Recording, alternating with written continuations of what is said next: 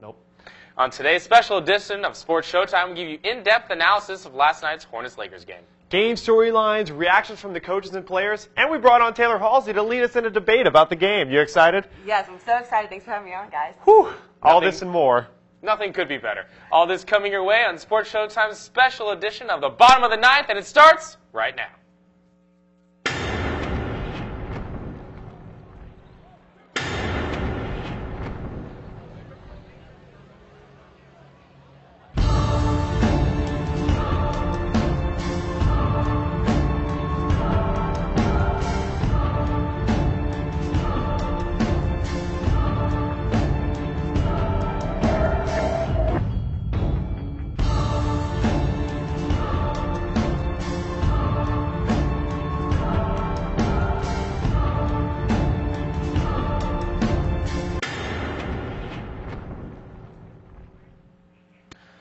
Welcome to this special Hornets vs. Lakers edition of Sports Showtime's Bottom of the Ninth. I'm Alex Chaney. And I'm Patrick Clay. Thanks for tuning in. And we have Taylor Halsey here on from the OT. Thanks for coming on. My former co-host. It's lovely to be back at the desk for you. You're much better looking than Patrick. Oh, well, it's so great to be here joining you guys today. I'm so excited to launch into this debate. Absolutely. Well, it's the episode you've all been waiting for, the Battle of the Titans, or two non-playoff teams. As you know, Patrick is probably the most irrational and insanely devout Hornets fan on the planet. And Alex is one of the few non-bandwagon Lakers fans that currently resides in Louisiana. Being from California, I guess you're excused. So Patrick and I went to the Hornets-Lakers game last night. On today's show, we'll bring you some in-depth analysis of all the storylines surrounding the game, the teams, and last night's outcome. So without further ado, let's take a look at the game. We got Anthony Davis warming up, and he's ready to go. And then we got none other than Kobe Bryant. 2-4, five-time world champion. All right, Alex, keep it in your pants. But as we go, Austin Rivers gets the steal, brings it toe-to-toe with the layup. That's actually the first basket of Austin Rivers' career. Oh, that's rough. Hornets getting the early lead. Then Eric Gordon, nowhere to go, finds Al-Farouq Aminu with the slam. Hornets taking an early advantage, 42-32. What Lake show? Eric Gordon from the wing for the three over Steve Blake. Bottom. Actually, on the rebound from that basket, he snapped his knee. 61-38 Hornets lead, and then we take it to the fourth. And that's just Jody Meeks wide open. What happened to the defense? 5 Hornets defenders on the opposite side of the court. Oh the my fourth gosh, quarter defense. dominated by Kobe Bryant, the best closer in the game. Ice in his veins, has the ball in his hands every possession in the fourth quarter. Not even talking about the game anymore. What a basket by Mr. Another Bryant. basket, taking the lead. And what is the deal? The Hornets covering the wrong side of the court, leaving Kobe wide open for the fadeaway, the breakaway jumper. Lakers take the lead for the first time since early in the game. Looks like the Lakers go on to win this one, 108-102. Man, did not see that coming. Well, anyway. Well, what an upset for gambling men on that game. But Pat's Hornets took on Alex Lakers last night, just like you saw. Does Greivis Vasquez deserve the Most Improved Player award? Guys, what do you think? So we're talking about some storylines here. Greivis Vasquez, yes, absolutely. He does deserve the Most Improved Player. You look at his points per game, his assists per game, his minutes per game have all doubled from last season's production. And I don't know if you could compare that to any other player in the league, what kind of impact he's had this year compared to his performance last year. The Hornets are campaigning for it, as Alex and I saw last night. They had pamphlets passed out and everything. They want to salvage what little glory they can take from the remainder of this season. I think Vasquez deserves it. But we'll see what happens. Alex, what do you think? What are your opinions? Well, as good of a player Vasquez is, I'm looking at Drew Holiday off the Philadelphia 76ers, the former UCLA man, averaging 5 extra points per game. His assists are up, minutes are up, and of course the 76ers as a whole are a better team. Now, unfortunately, the voting minds, they look at team record. By about 7 games, tops. 7. Still counts. You can't say someone with a max contract already from the offseason deserves Most Improved Player. So you mean they factor in the amount of money that you're making? No, but he was already a proven commodity. That's why he was able to get this contract. So, I mean, what makes him so, all of a sudden, so improved? Vasquez came out of nowhere. Out of nowhere? Almost nowhere. Venezuela, nowhere. I'm pretty certain people knew he was on the Hornets. This is not a surprise. Oh, who is this guy? As much as a Hornets fan I am, I doubt that anyone knew who Greivis Vasquez was before this season. But that's just me. All right, well, that's getting a little heated. So let's talk Lakers playoff chances. Alex, I'm sure we're going to get a lot of unbiased opinions.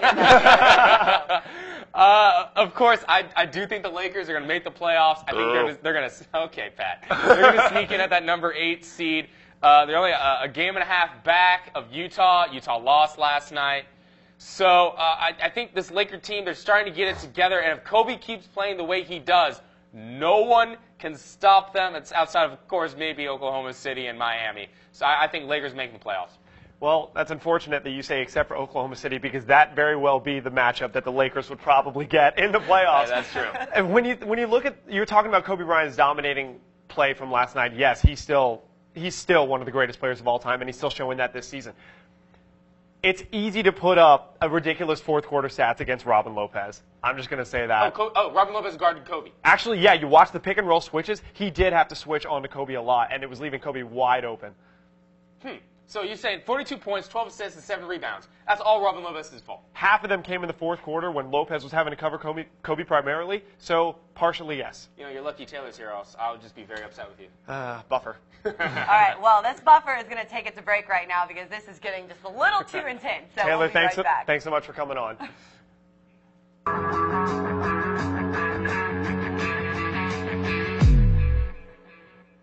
Hi, welcome back to the show. The Lakers stars are out in New Orleans, but there's one player. You want to get on this camera right here, Alex? You want to One get on player screen? you may not have noticed. I went to the game last night, and I have a little something for you about that player. Take a look. On a night that saw the Lakers down by as many as 25 points, many will look to Kobe Bryant's 42-point performance. The newly acquired guard Jody Meeks gave his team the extra edge to get past the Hornets in New Orleans. We had a lot of guys that contributed. Jody Meeks was really big on both ends.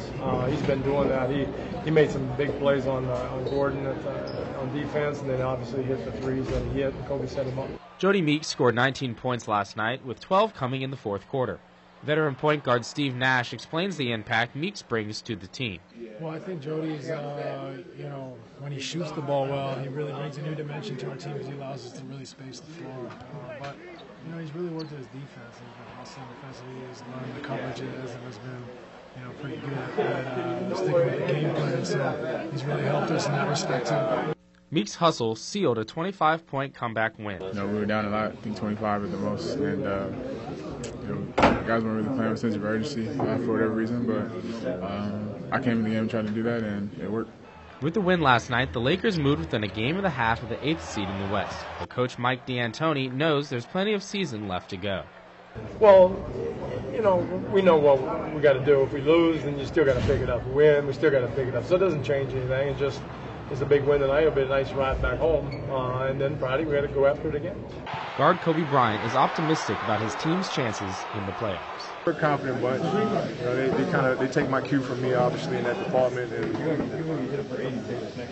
I'm just not worried about who we might face. For Tiger TV, I'm Alex Cheney. That's right. Jody Meeks, seemingly one of the very insignificant cogs in the Dwight Howard trade, coming up big last night against the Hornets. What did he have? 18 points, 19 points, but he was a big part of that fourth quarter run. Fourth quarter, that saw the Lakers, 33-9, I believe it was. The Hornets didn't score a basket after the 6:47 mark in the fourth quarter. Oh, man, that's terrible. But speaking of the 6:47 mark, we'll look at that in my story coming up after the break.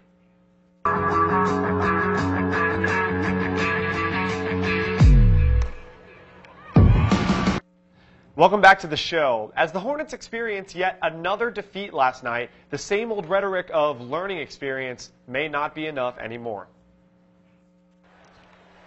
Another promising start, another strong first half, and another deflating defeat. A familiar script for the New Orleans Hornets as they went scoreless for the last 6:47 of regulation against the Lakers Wednesday night and let Los Angeles claw back to victory. We've been there so many times, and it's tough. Really, it comes down to us. We made a lot of mistakes down the last period. I know I made a lot of mistakes, and that's what decided the game. For every loss, it can be a learning experience for a young team like New Orleans. But as the losses pile up and the Hornets' direction grows uncertain, where can you look for answers? And that's hard to swallow, and that's all on my shoulders. There's nobody else to look at but me. And if we're meant to look at coaching for answers, then coaches need to look for answers themselves. And last night, the Hornets could have looked toward the bench. In the midst of the Lakers' 20-0 run in the fourth quarter to take the lead and eventually the game, Former #1 overall pick Anthony Davis watched all but 25 seconds from the bench. Now, was this due to injury? Head coach Monty Williams says that's not the case. Well, you don't want to put a guy who's 225 pounds on Dwight. There's no way with his shoulder and some of the ailments he's had, I'm not going to put him on Dwight in a situation like that. That's not fair to him.